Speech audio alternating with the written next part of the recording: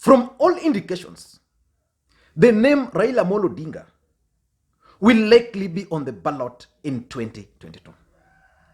Because in the past few weeks, Raila Odinga has escalated his activities in this country. And today, Raila Odinga was in Bomet County, where he was hosted by Wilson Sossion, who is the Secretary General of Teachers Union and an ODM-nominated member of parliament. Raila Odinga was accompanied to Bomet by Francis Atwoli, Eugene Wamalwa, and Johanna Ngeno. And from all indications, Raila Odinga is going for the big seat. But Raila Odinga is facing one major headache: crafting a winning formula for 2022. That's the biggest headache Raila Odinga is currently dealing with. Because we all know in the last election, Raila Odinga was in ODM. And while in ODM, he was the only party leader there. And currently, Raila Odinga is in handshake with President Uhuru Kenyatta. And his supporters believe that the support from President Uhuru Kenyatta will be enough to deliver victory to him. But I know one thing for sure, that Raila Odinga is facing one major headache: how to craft a winning team for 2022. And that headache is facing Raila Odinga because there are several factors which are going to determine that particular team. So today I want us to look at the factors which is actually giving Raila Odinga the headache of crafting this team. And I want to be very short today. Let me just go straight to the points. Factor number one is President Uhuru Kenyatta factor. We all know that in March 18th of 2018, Raila Odinga and Uhuru Kenyatta shocked the entire country when they had the handshake. And Raila Odinga supporters are actually tired. And now they are not doing any other thing. They believe that there's nothing Raila Odinga can do. There's nothing they can do to deliver the victory to Raila Odinga. They believe that the victory can only be delivered through the system. And they're banking on the support of President Uhuru Kenyatta. But within Uhuru Kenyatta's camp, there are four factions. The first faction is the one which believes that Uhuru Kenyatta should actually support Raila Odinga for the presidency in 2022. This is the camp where we find people like David Murathe. They strongly believe that Raila Odinga should be the next president of the Republic of Kenya. Because by doing that, Uhuru Kenyatta is going to solve so many things, including the historical betrayal by the father. So this team believes that Uhuru Kenyatta should actually go ahead and endorse Raila Odinga. Then there is the second team within Uhuru Kenyatta's camp.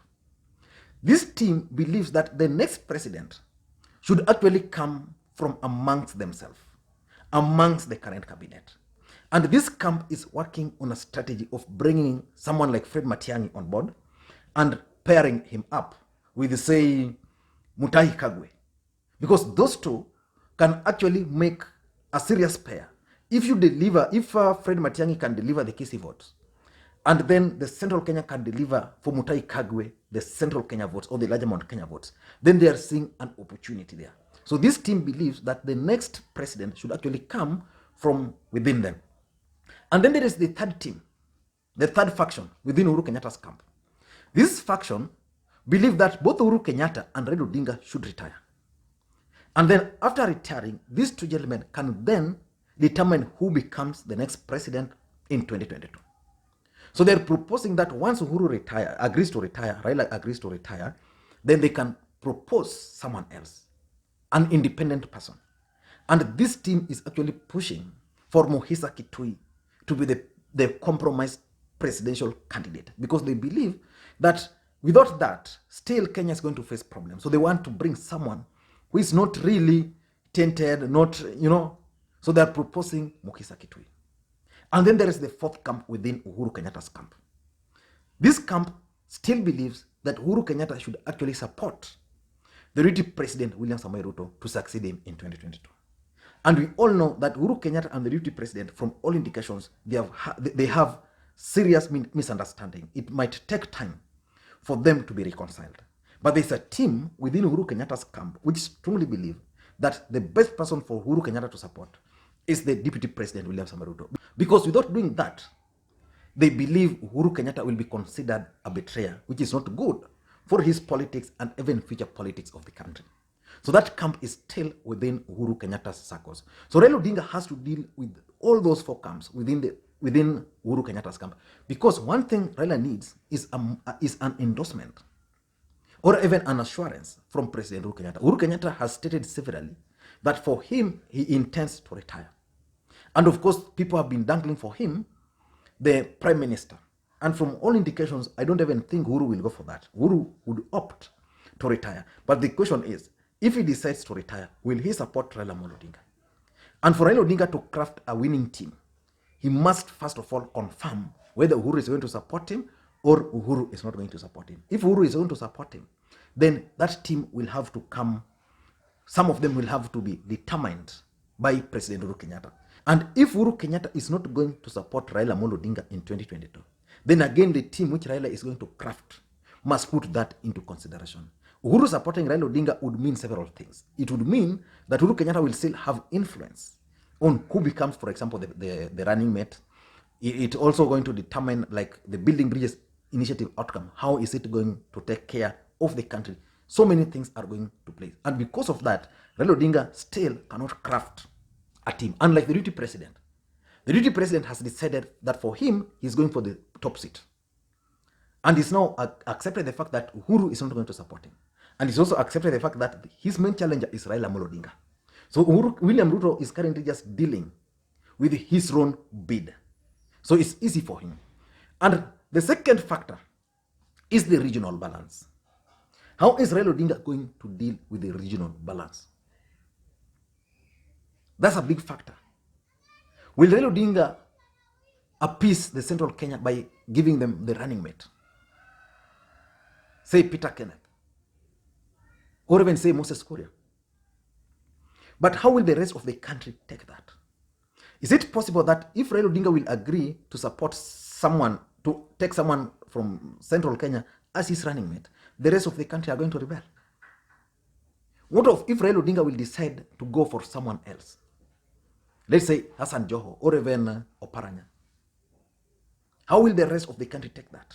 Especially the central Kenya. Because central Kenya, and this is the biggest problem I've told you about the deputy president. One of the biggest challenges the deputy president is facing is how to deal with Mount Kenya. For you to get their votes, what are you going to offer them? So because of that, regional balancing is going to be a big headache. And probably that's why Raila Odinga is still not talking about 2022 election. He's waiting for the outcome of the Building Bridges initiative. Once the outcome is out there, then Raila Odinga can then decide, now this is the path I'm going to take. Prime Minister is going to go to this region. The Deputy President is going to go to this region. The 2 Deputy Prime Ministers, this region. Without that, Raila Odinga will still face that headache. The regional balancing is going to be a huge thing. Number 3 is the ODM party and their interest. Raila Odinga is in handshake with Uhuru Kenyatta. So there's that particular interest. In ODM party, the expectations of the supporters is that this party will continue running. But for Raila Odinga to succeed in 2022, assuming Uhuru will agree to support him, it would only mean one thing, that Raila Odinga might not even run as an ODM candidate. And that's a big problem for him. They might decide to form another alliance. But in ODM, there is the factor of Hassan Joho, who wants to run for the presidency. If not presidency, he hopes to be either deputy prime minister. Again, the deputy party leader of ODM, Wycliffe Oparanya, is also positioning himself because his term is coming to an end as a governor. So all those interests within ODM party and putting the fact that ODM and Raila Odinga, considering the fact that for Raila Odinga to succeed with Uhuru Kenyatta support, there are several Jubilee supporters who would not want to be associated with Raila Odinga and ODM party, or with Raila Odinga or with ODM party specifically, so that they will be comfortable voting for Raila Odinga as an independent, as a coalition candidate. So they will be comfortable. They will be comfortable voting for Raila Odinga, not on ODM ticket, but on another ticket, maybe a coalition. So how will Raila Odinga manage all those conflicting interests? The interest of ODM party and the interest of the other parties. That's assuming Uhuru Kenyatta will say, I'm going to support you, Raila Odinga. But the thing you have to do, you have to fold ODM party, come to Jubilee party, and let us form a Jubilee coalition. So that's something that he has to deal with. Number 4 is the NASA coalition. In the last election, Raila Odinga contested under the NASA alliance. NASA is dead. Kalonzo Musyoka is going, and probably is going to be a presidential candidate. Musalia Mudavadi is going, probably a presidential candidate. Moses Wetangula is going to go for the gubernatorial seat of Bungoma. And that's a big challenge for Raila Odinga. Where is Raila Odinga going to get the Kamba votes? Because in the past 2 elections, Kambas actually voted for Raila Odinga to the last man. So is Raila Odinga going to risk and make Kivutha Kibwana his running mate? Or Alfred Mutua? And can Alfred Mutua agree to work with Raila Odinga? Can Ngilu deliver for Raila Odinga? Where is Raila Odinga going to get the Kamba votes? And the entry of Musalia Mudavadi in the presidential race is also going to affect Raila Odinga. In 2013, when Musalia Mudavadi contested for the presidency, Musalia Mudavadi got close to 300,000 votes from Western Kenya region, which means in 2013, he would have increased it a bit.